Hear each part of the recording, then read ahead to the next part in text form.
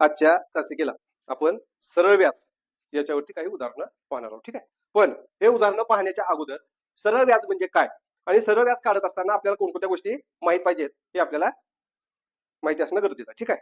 एक लक्षात ठेवायचं, सरळ व्याज म्हणलं की मोदक. सरळ व्याज म्हणलं की मोदक लक्षात ठेवायचं. तर कसं लक्षात ठेवायचं, तर बघा, सरळ व्याज बरोबर मोदक म्हणजे मोदक मधलं पहिलं अक्षर काय म आहे, दुसरं अक्षर द आहे आणि तिसरं अक्षर क आहे. मग सरळ व्याज बरोबर मोदक 100. लक्षात आहे. म म्हणजे मुद्दल. म म्हणजे काय आलं बघा, म म्हणजे आलं मुद्दल. मुद्दल. त्याच्यानंतर द म्हणजे आलं दर. दर यालाच इंग्लिशमध्ये रेट म्हणतात आणि मुद्दलाला इंग्लिशमध्ये म्हणतात प्रिन्सिपल. काय म्हणतात? प्रिन्सिपल. दर. आणि क म्हणजे कालावधी. बघा, क म्हणजे काय? कालावधी. बघा, कालावधी. त्यालाच आपण काय म्हणतो? T, time. बरोबर, टी, टाइम किंवा मुदत. समजलं का? सरळ व्याज. आणि सरळ व्याजला काय म्हणतात माहितीये का? सिंपल इंटरेस्ट म्हणजे ESI म्हणतात. बरोबर, सिंपल इंटरेस्ट. आता सरळ व्याज म्हणजे काय? तर बघा, आपण एखाद्या बँकेमध्ये जातो, त्या ठिकाणी कर्ज घेतो, हे की नाही. समजा बँकेतून आपण 1,00,000 रुपये घेतले आणि 1,00,000 रुपये घेतल्यानंतर आपण काय करतो, तर 100ला 2 रुपये, बरोबर, 100ला 2 रुपये किंवा 100ला 3 रुपये याप्रमाणे त्या 1,00,000वरती आपण काय करत असतो, त्या बँकेमध्ये पैसे भरत असतो. त्याला म्हणायचं व्याज. काय म्हणायचं? व्याज म्हणायचं. किंवा आपण ज्या बँकेमध्ये ठेव ठेवतो त्या ठेवीच्या बद्दल आपल्याला त्या ठेवीपेक्षा जास्त काय करत असते, रक्कम भेटत असते. समजा आपण काय केली, 1,000 रुपये ठेव ठेवली आहे. 1,000 रुपये काय केलेलं आहे, ठेव ठेवलेली आहे. आणि ज्या वेळेला आपली मुदत संपते त्यावेळेला आपण ती ठेव बँकेतली काढू, त्यावेळेला आपल्याला 1,100 रुपये मिळतात. मग हे जास्तीचे जे 100 रुपये आहेत, या 100 रुपयाला काय म्हणायचं? व्याज म्हणायचं. काय म्हणायचं? व्याज म्हणायचं. आणि ह्या 1,000ला काय म्हणायचं? मुद्दल. काय म्हणायचं? मुद्दल. त्याला प्रिन्सिपल म्हणतात. बरोबर. मग आता ज्या वेळेला आपली मुदत संपते त्यावेळेला हे प्रिन्सिपल आणि मुदत, प्रिन्सिपल म्हणजे मुद्दल आणि व्याज दोन्ही मिळून देतात, त्याला म्हणायचं अमाऊंट. काय म्हणायचं? अमाऊंट. आणि अमाऊंट म्हणजे काय माहितीये का? अमाऊंट त्याला आपण रास म्हणतो. रास म्हणतो. ही रास कशी होते, तर रास किंवा अमाऊंट याचं सूत्र काय आहे? PSI. काय? PSI माहिती आहेत का नाही? कुठं असतात? पोलीस स्टेशनला. बरोबर आहे का? कुठं असतात? पोलीस स्टेशनला. पण इथं अमाऊंट म्हणलं की PSI लक्षात ठेवायचं. P अधिक SI म्हणजे प्रिन्सिपल म्हणजेच काय? मुद्दल अधिक सिंपल इंटरेस्ट म्हणजे सरळ व्याज. सरळ व्याज आणि मुद्दल मिळून काय होते? रास तयार होते. ठीक आहे. आता एवढं झालं. याच्यानंतर याच्यावर आधारित काही उदाहरणं आपण घेऊया. ठीक आहे. चला पुढे बघा, पहिलं उदाहरण काय आहे? दसादसे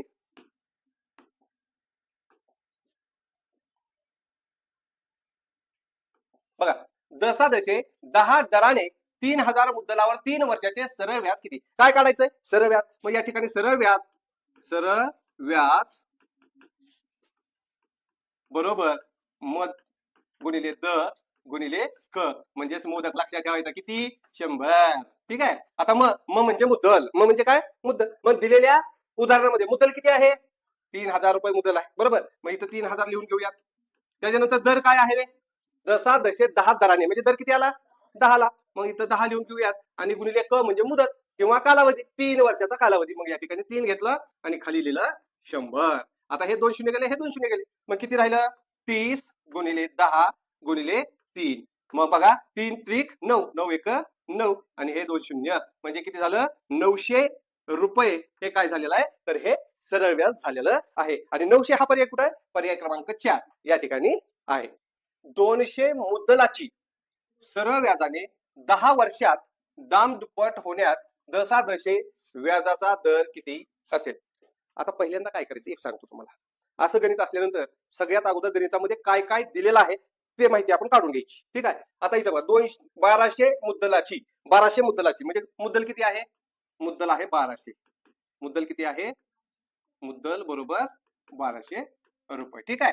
त्याच्यानंतर सरळ व्याज 10 वर्षात म्हणजे काय आहे? हा कालावधी. मग याला आपण कालावधी म्हणू किंवा मुद्दल म्हणू किंवा मुदत म्हणू. कालावधी बरोबर 10 वर्ष.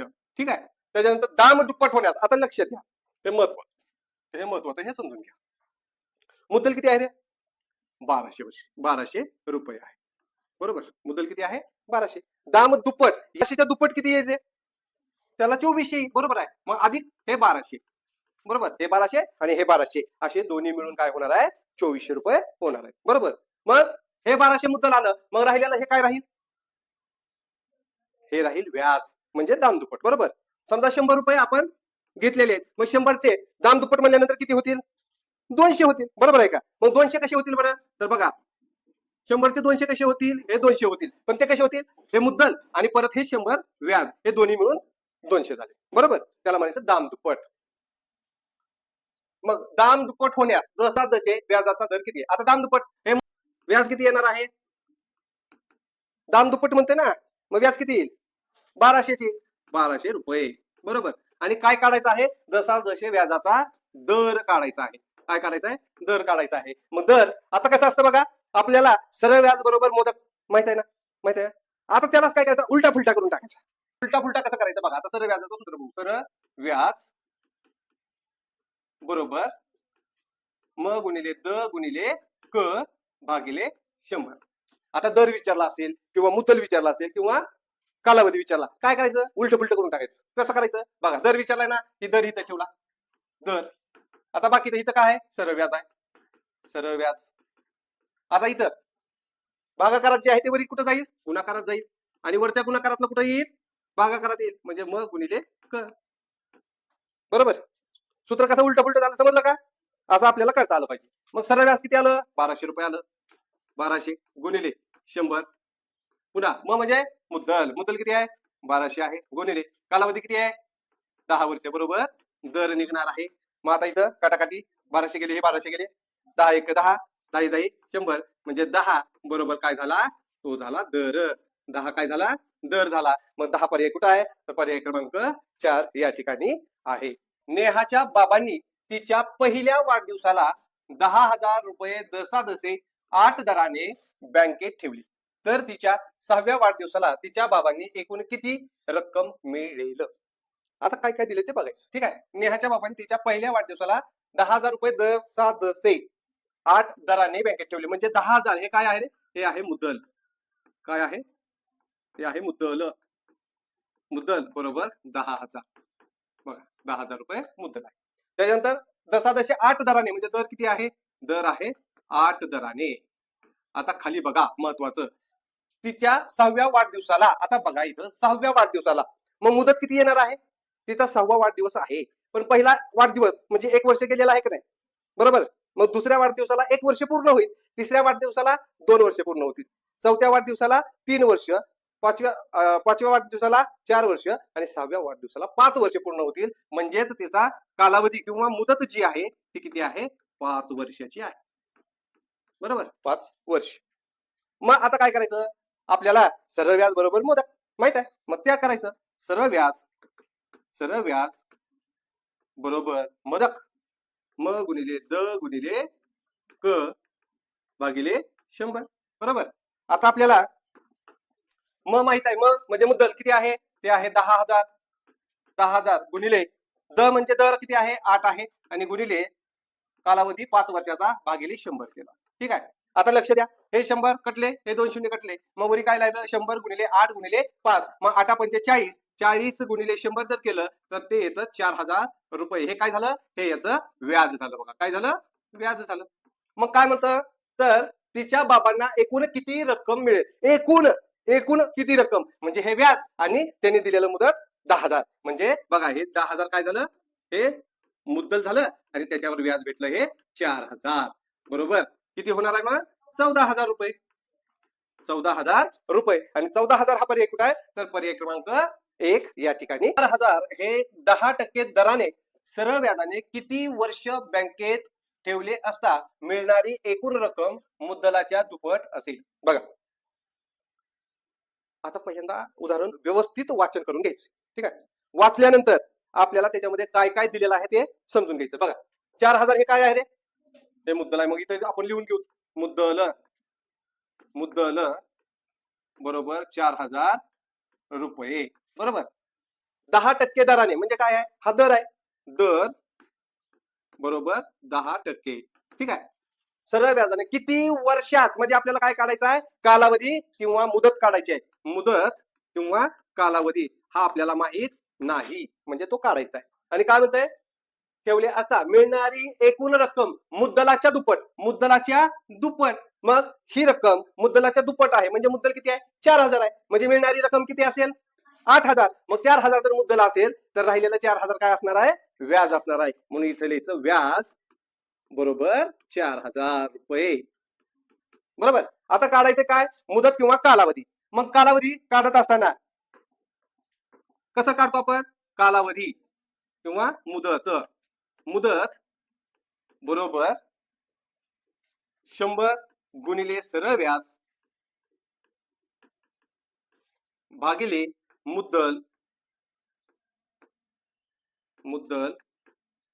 गुणिले दर. बरोबर. मग बघा 100 गुणिले सरळ व्याज किती आलं मुद्दलाच्या एवढंच म्हणजे 4,000 आलेला आहे आणि खाली मुद्दल परत 4,000 आलेला आहे गुणिले दर आलेला आहे 10. ठीक आहे. हे 4,000 कटले हे 4,000 कटले 10 एक 10 आणि 10 10 100 म्हणजे मुदत बरोबर किती आलेला आहे 10 आलेलं आहे आणि 10 हा पर्याय कुठे आहे तर पर्याय क्रमांक 2 या ठिकाणी आहे. हरजित सिंगने बँकेतून 20,000 रुपये दशादशे 7 दराने 3 वर्षासाठी सरळ व्याजाने घेतले तर त्याला बँकेत किती व्याज द्यावे लागेल. काय काढायचंय व्याज काढायचं आहे. मग काय काय दिलेलं आहे बघा 20,000 बँकेतून किती रुपये काढलेले आहेत 20,000. मग बँकेतून जी रक्कम घेतलेली आहे तिलाच आपण मुद्दल म्हणत असतो. मग इथं लिहून घ्यायचं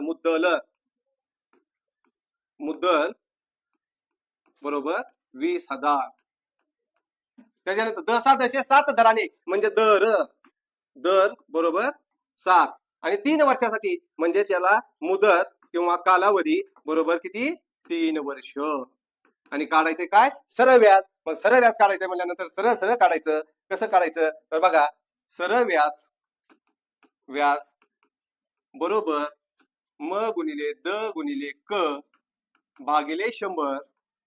मग म्हणजे मुद्दल किती आहे मुद्दल आहे 20,000 गुणिले दर आहे 7 गुणिले मुदत आहे 3 भागिले 100 केलं.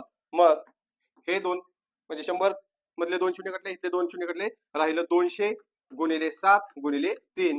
मग इथं 7 1 21 21 दोन्ही 42 आणि हे 2 शून्य जशाच तसे म्हणजे उत्तर आलेलं आहे 4,200 रुपये आणि 4,200 रुपये हा पर्याय कुठे आहे तर पर्याय क्रमांक 1 या ठिकाणी. त्याच्यानंतर याच्या पुढचं उदाहरण चला. 1 रुपयाचे एका महिन्याचे व्याज 1 पैसा असल्यास तो व्याजदर दशादशे किती झाला. बघ एकदम सोपं आहे. काय आहे तर या ठिकाणी 1 रुपयाचे एका महिन्याचे व्याज 1 पैसा आहे. बरं 1 महिन्याचे व्याज किती आहे एका महिन्याचे व्याज 1 पैसा आहे. बरोबर.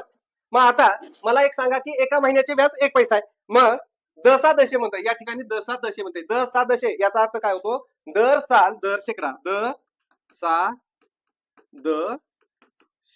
याचा अर्थ होतो दर साल दर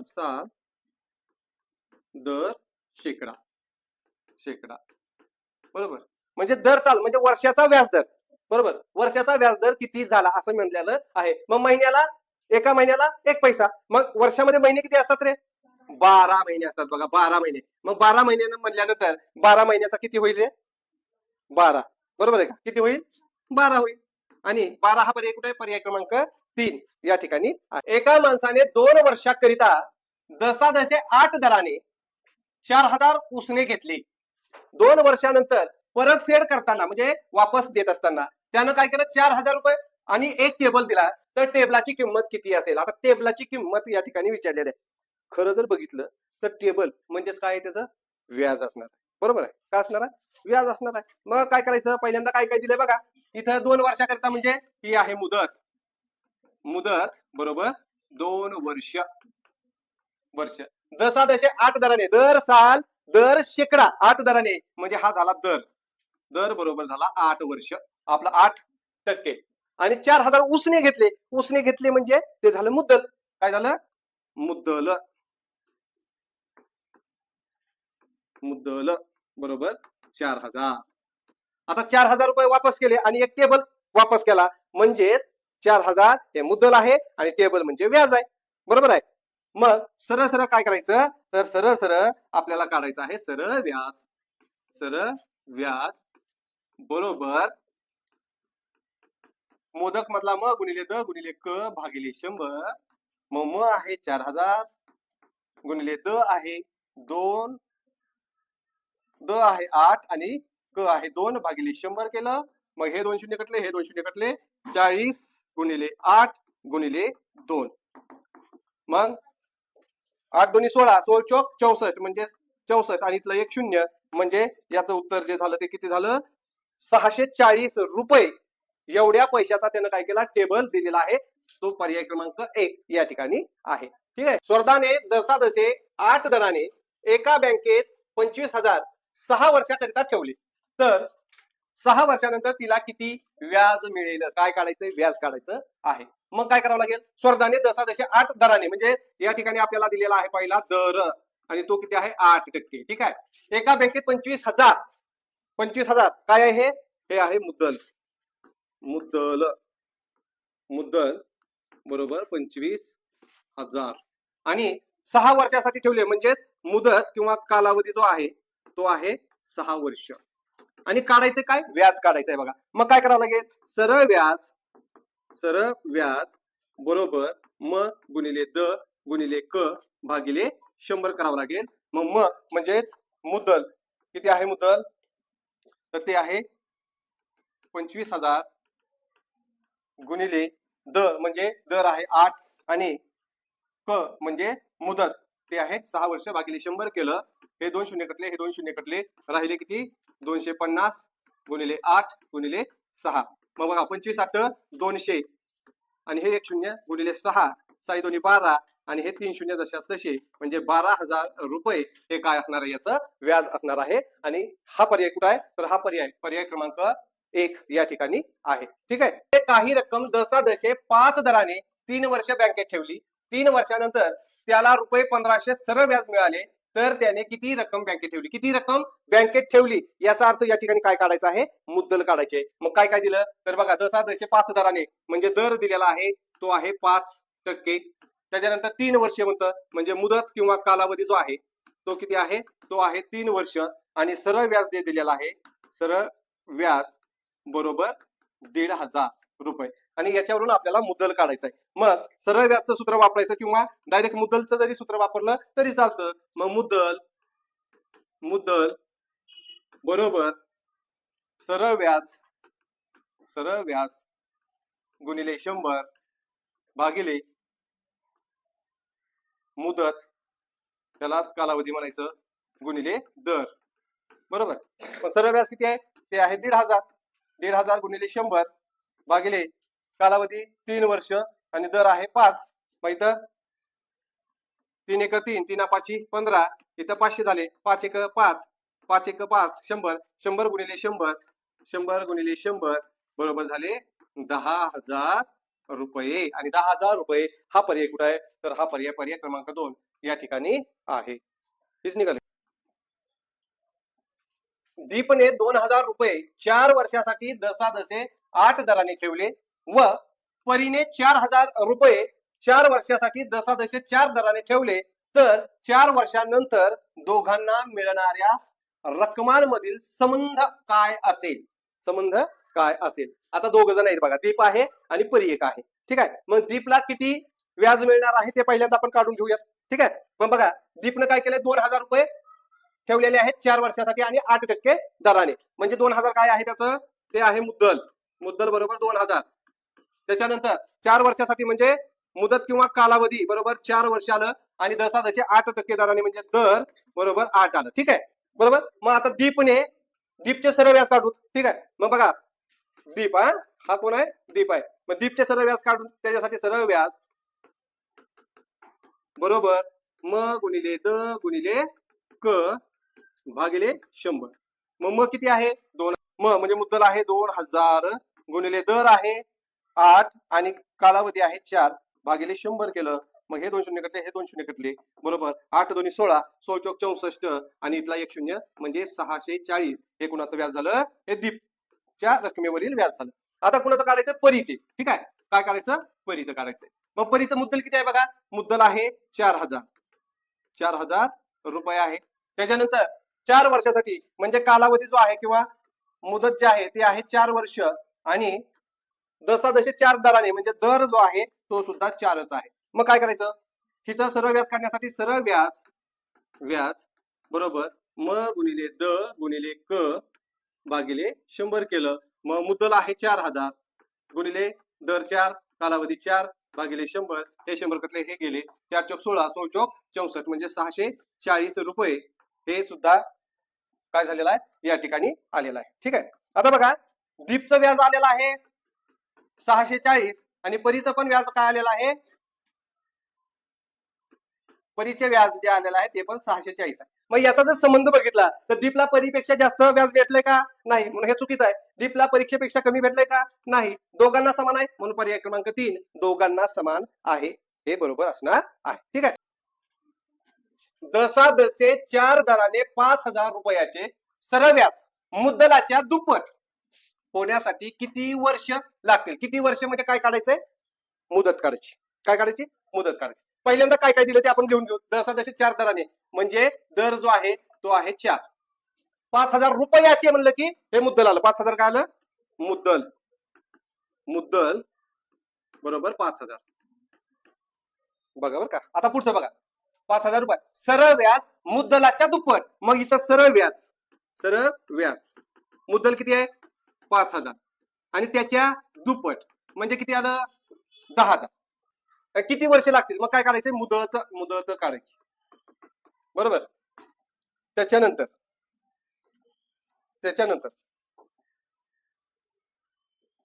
बघा आता मुदत काढायची म्हणून मुदतचं सूत्र लिहून घ्या. मुदत बरोबर सरळ व्याज गुणिले 100 भागिले मुद्दल गुणिले दर.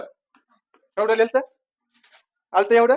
बघ सरळ व्याज किती आलं 10000 गुणिले 100 भागिले मुद्दल किती आलं 5000 गुणिले दर किती आहे 4 बरोबर.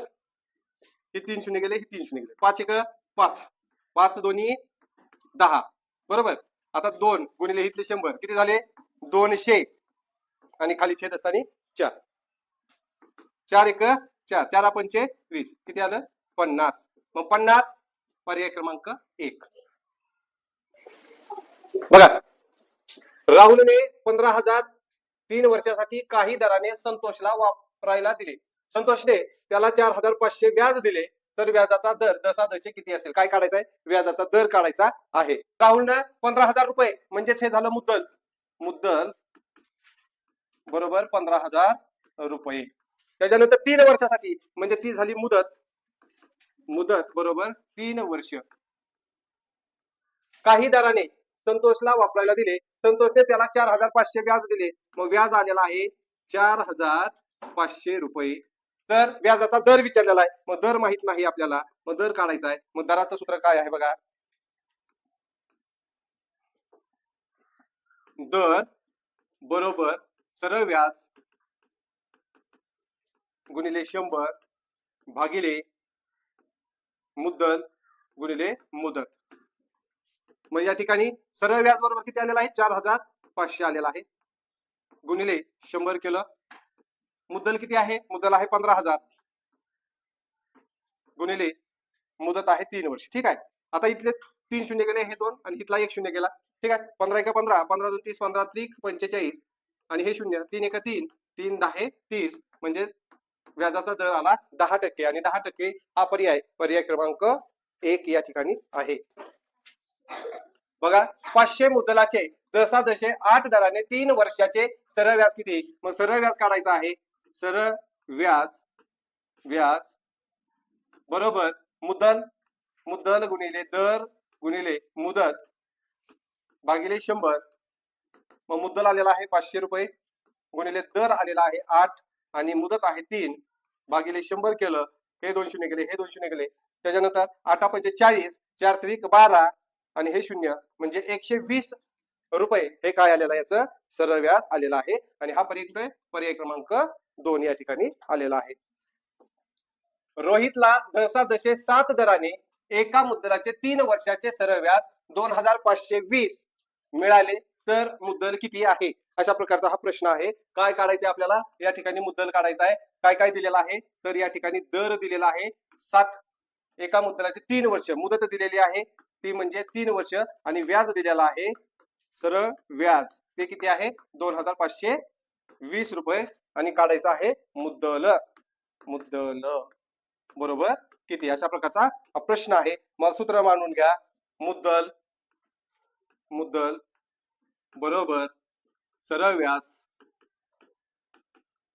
गुणिले 100 भागिले मुदत गुणिले दर.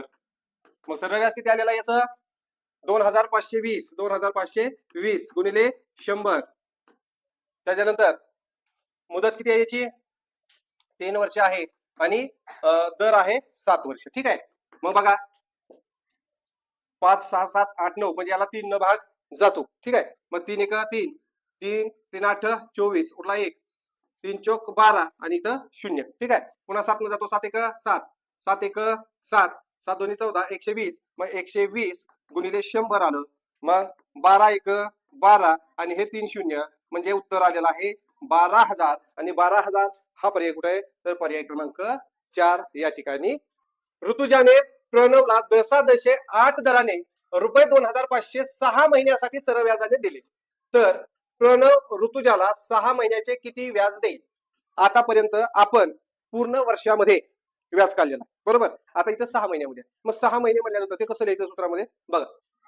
प्रणवला दशादशे 8 दराने म्हणजे दर काय आहे, दर आहे 8%. 2,500 रुपये दिले म्हणजे ते आहे मुद्दल. मुद्दल बरोबर 2,500 रुपये, आणि 6 महिन्यासाठी बघा. मग 6 महिन्यासाठी म्हणजे मुदत जी आहे मुदत मुदत याला आपण 12 महिने म्हणजे एका वर्षात 12 महिने असतात, त्याला 6 महिने अशा प्रकारे लिहू शकतो बरोबर का. मग हे लिहिलं आणि काढायचंय आपल्याला व्याज. व्याज काढायचंय. मग काय करायचं, मग सोपं आहे. सरळ व्याज बरोबर म गुणिले द गुणिले क भागिले 100. आता काय करायचं, म किती आहे, म म्हणजे मुद्दल आहे 2,500 रुपये गुणिले दर आहे 8, आणि या ठिकाणी जो कालावधी लिहायचा आहे त्या ठिकाणी काय करायचं, वरचे महिने आहेत ते वरी लिहा, आणि त्याला खाली 100 गुणिले 12 खाली लिहिलं तरी चालतं बरं का. आता बघा हे 2 शून्य गेले, हे 2 शून्य गेले, 6 1 6 6 2 12 बे 1 बे चौक 8 25 चौक 100. मग 100 हे काय झाले याचे व्याज झालेलं आहे, आणि 100 हा पर्याय कुठे आहे तर पर्याय क्रमांक 1 या ठिकाणी आहे. याचा दशे काही दराने 5,000 चे 3 वर्षाचे सरळ व्याज 1,350 होते, तर व्याजाचा दर किती, काय काढायचा आहे व्याजाचा दर काढायचा. मग काय करायचं, पहिल्यांदा 5,000 चे म्हणलं म्हणजे हे काय आहे, हे आहे मुद्दल. मुद्दल बरोबर 5,000 रुपये. ठीक आहे.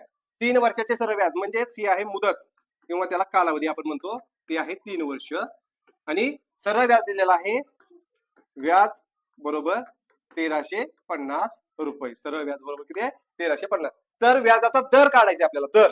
मग काय करायचं, दरचं सूत्र लिहून घ्यायचं. दर बरोबर सरळ व्याज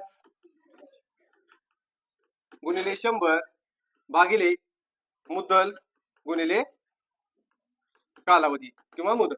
सरळ व्याज किती आलेला आहे, ते आलेला आहे बघा 1,350.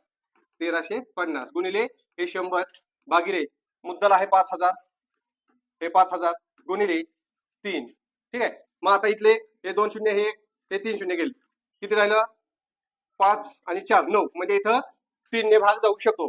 3 1 3 पुन्हा 3 चौक 12 3 चौक 12 उरला 1 झाले 15 3 5 15. ठीक आहे. पुन्हा या 45 ला 5 न भाग जातो, मग 5 न 5 1 5 5 9 45 म्हणजे या ठिकाणी जो दर आलेला आहे तो काय आलेला आहे 10.9%. 10.9 अशा प्रकारचा दर आलेला आहे, आणि हा पर्याय कुठे आहे तर पर्याय क्रमांक 3 या ठिकाणी आहे. ठीक आहे.